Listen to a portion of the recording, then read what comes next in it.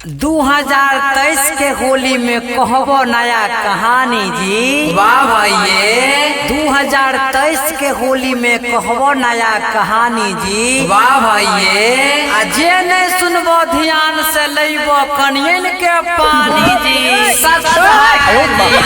अरे सुनो जोग हमारा वानी जी। वाह भाई अरे सुनो जोग हमारा वानी जी। वाह भाई नल जल के योजना शुरू भेल आबै नहीं छै पानी जी। सत है जी।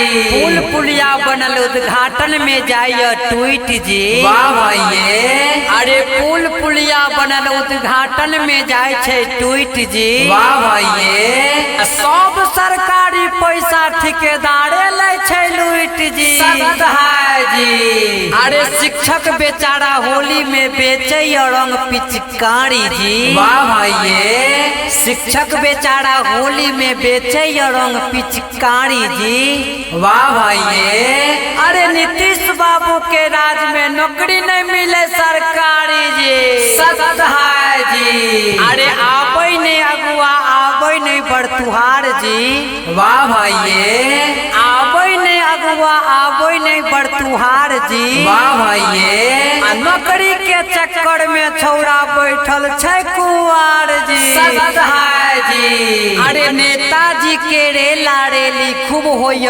भाषण जी। वाह भाई नेताजी के रेला रेली खूब होय भाषण जी। वाह भाई जनता बेचारा बेरोजगार छै घोर में नैया राशन जी। सत है जी। अरे अपराधी के मन बढ़ल छै जैते ले छै लूट जी। वाह भाई अपराधी के मन बढ़ल छै जैते ले लूट जी। वाह भाई अब प्रशासन के पकड़े में पसीना जाए छै छूट जी। सत है जी। जिहिए लागले जाओ भैया मोजारा हो चढ़ते फागुन के महीना। भैया को फौजी कमाल करे छा। भैया को फौजी कमाल करे छा। खौछा में बीड़ी सलाह रखे छा। खौछा में बीड़ी सलाह रखे छा। अगना अगना जाके फुटोन झाड़े छा। अगना अगना जाके फुटोन झाड़े छा।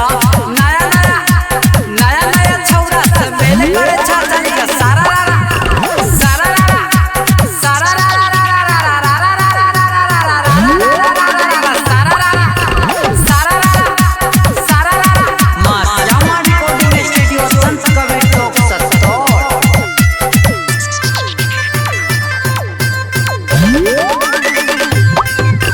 बाबा जी के हवा गाड़ी पहिया उठे दाल।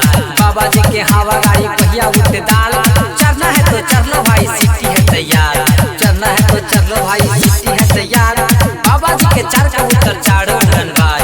बाबा जी के चार कबूतर चारों धनबाद। चारों बैठे चारों कौवा चारों धनबाद। चली जा सारा